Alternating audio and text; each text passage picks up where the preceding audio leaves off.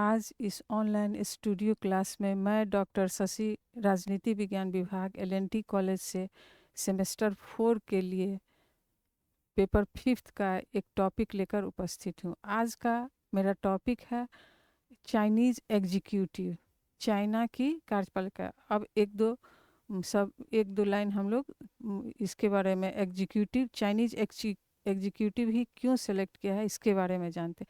चूँकि 5th paper comparative politics है, इसमें विभिन्न देशों के पॉलिटिकल इंस्टीट्यूशन का तुलनात्मक अध्ययन किया जाता है।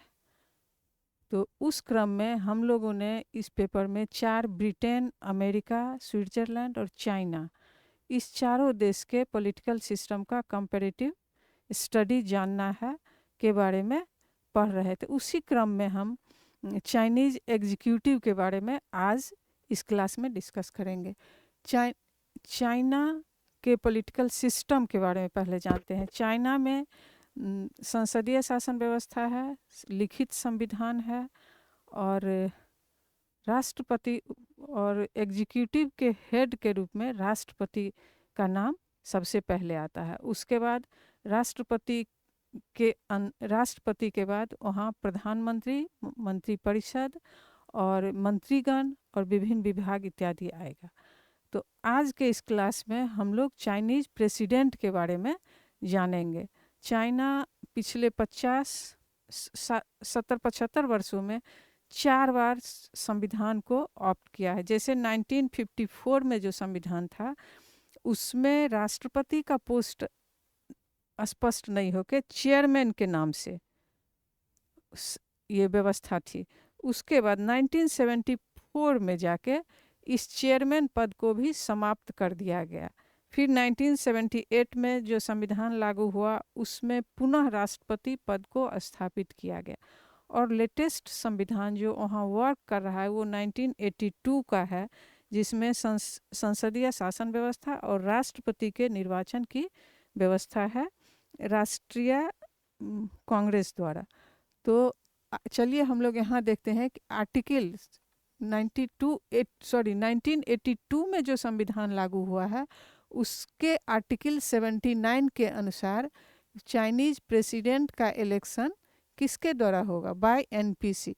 अब हम लोग यहाँ देखेंगे कि ब्रिटेन में जो संसदीय शासन व्यवस्था है, भारत में जो संसदीय शासन व्यवस्था है, तो उसी तरीके से क्या चाइना में भी संसदीय व्यवस्था काम करती है या वहाँ कुछ डिफरेंस है?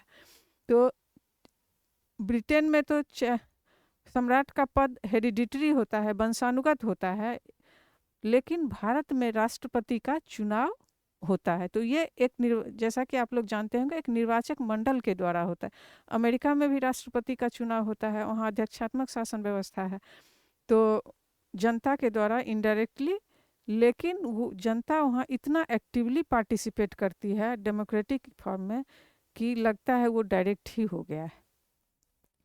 चाइना में वहाँ से सिस्टम थोड़ा अलग है। अन्य देशों में जैसे ब्रिटेन का संविधान तो अलिखित है, लेकिन अमेरिका, भारत और चाइना का भी संविधान, स्विट्ज़रलैंड का भी है और चाइना का भी संविधान लिखित है।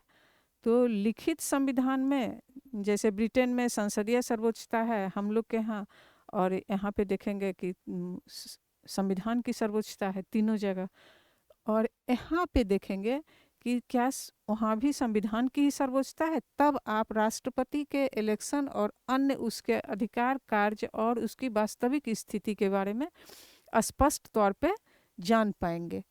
तो चाइना में संविधान, जैसे हम लोग के यहाँ संविधान की सर्वोच्चता है, चाइना में कम्युनिस्ट पार्टी, वहाँ पे साम्यवादी दल की सर्वोच्चता है।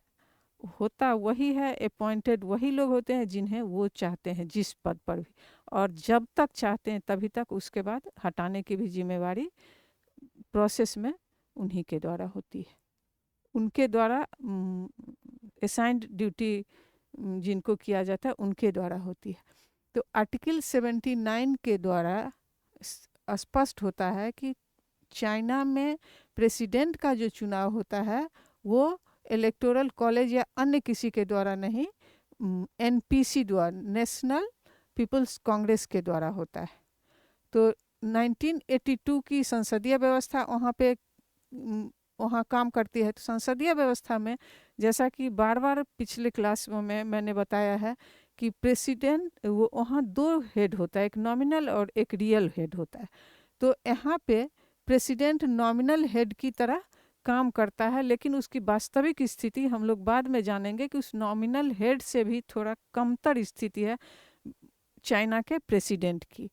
तो इलेक्शन कैसे हुआ? इनडायरेक्टली उनका इलेक्शन होता है एनपीसी के द्वारा ही। और टर्म्स उनका कितना होता है कि एनपीसी अगर नहीं है प्रेजेंट, नहीं है सीन में, तो परमानेंट कमेटी के द्वारा भी होगा। प्रेसिडेंट का चुनाव एक बार हो जाने के बाद उसके बाद उनके टर्म की बात करेंगे। कोई भी प्रेसिडेंट 2 टर्म के लिए वहाँ राष्ट्रपति के रूप में रह सकता है। और राष्ट्रपति का पद अगर किसी कारण से राष्ट्रपति के बीमार रहने से, अशक्त हो जाने से, त्यागपत्र देने से या उनके सडन डेथ से, इस स्थिति में बचे हुए समय में उनको असिस्ट करने के लिए जो वाइस प्रेसिडेंट होते हैं वो प्रेसिडेंट की तरह काम करेंगे वहाँ पे। अब आइए चाइनीज, इनका ये होना चाहिए कि चाइनीज योग्यता के बारे में जानेंगे कि वो चाइना का व्यक्ति होना चाहिए, चाइना के आर्थिक हित का उसे ध्यान हो, और वो 45 इयर्स का एज पार कर चुके हों। तो ये हुआ टू असिस्ट वाइस। अच्छा, ये हो गया। उसके बाद फंक्शन देखिए इनको। फंक्शन क्या होता है कि सबसे पहले जब प्रेसिडेंट की नियुक्ति हो जाएगी वहाँ पे, तो कार्यपालिका को कंप्लीट करने का काम किया जाएगा। फिर नेक्स्ट में प्राइम मिनिस्टर की नियुक्ति आती है। तो प्राइम मिनिस्टर की नियुक्ति प्रेसिडेंट ही करेगा, लेकिन कैसे? ये एनपीसी के रिकमेंडेशन पे प्रेसिडेंट उसको अपॉइंट करेंगे। अर्थात एनपीसी जिस व्यक्ति को प्रेसिडेंट के प्राइम मिनिस्टर के लिए अपॉइंट करने की बात कहेगी, उसी व्यक्ति को प्रेसिडेंट नियुक्त करेगा, प्रधानमंत्री। एक ये हो गया, तो appoints at the recommendation of members of NPC. उसके बाद फर्स्ट तो ये हो गया, प्रधानमंत्री की नियुक्ति हुई। उसके बाद स्टेट काउंसिल के विभिन्न सदस्यों की नियुक्ति भी एनपीसी के परामर्श से या उसके आदेशानुसार कहना चाहिए होती है, प्रेसिडेंट के द्वारा ही। उसके बाद प्रेसिडेंट का और अन्य काम क्या सब होता है? प्रेसिडेंट चाइना में वॉर को डिक्लेयर करता है, और मार्शल लॉ, अगर अशांति है आंतरिक तो मार्शल लॉ को लागू कराता है, मार्शल लॉ की घोषणा करेगा। उसके बाद ये पुरस्कार वितरण वगैरह का जो काम होता है वो, उसमें भी इसकी प्रेसिडेंट की भागीदारी होती है। तो संक्षेप में चाइनीज प्रेसिडेंट का यही काम है। और जैसे और एक दो और काम है। दूसरे देश में चाइनीज राजदूत की नियुक्ति करना, या दूसरे देश के जो राजदूत आए हुए हैं उनको अपने देश में स्वागत करना उनका, और किसी देश के अगेंस्ट में वॉर की घोषणा भी वही करते हैं। और कहीं संधि, चाइना किसी देश से संधि करता है तो उसकी घोषणा भी यही करेंगे। तो सवाल उठता है, क्या चाइनीज प्रेसिडेंट नॉमिनल हेड की बराबरी में है, या उससे कुछ ज़्यादा है, या उससे कुछ कम है? तो चाइनीज प्रेसिडेंट के बारे में 3 पॉइंट हम लोग देखें। अब चाइना के प्रेसिडेंट की वास्तविक स्थिति हम लोग देख रहे हैं, उसमें 3 पॉइंट्स हम लोग जानेंगे। सबसे पहले है कि वो भारत के प्रेसिडेंट जो नॉमिनल हेड हैं संसदीय व्यवस्था की वजह से, या ब्रिटेन के प्रेसिडेंट सम्राट जो नॉमिनल हेड हैं, उनसे इनकी तुलना की जाए। चूँकि यहाँ संसदीय शासन व्यवस्था की बात की गई है, तो 3 पॉइंट्स पे हम ये कंपैरिजन कर सकते हैं। सबसे पहले है कि यहाँ पे दोनों देशों में, भारत में भी प्रेसिडेंट को कुछ मामले में स्वविवेक से भी काम करने का अधिकार है।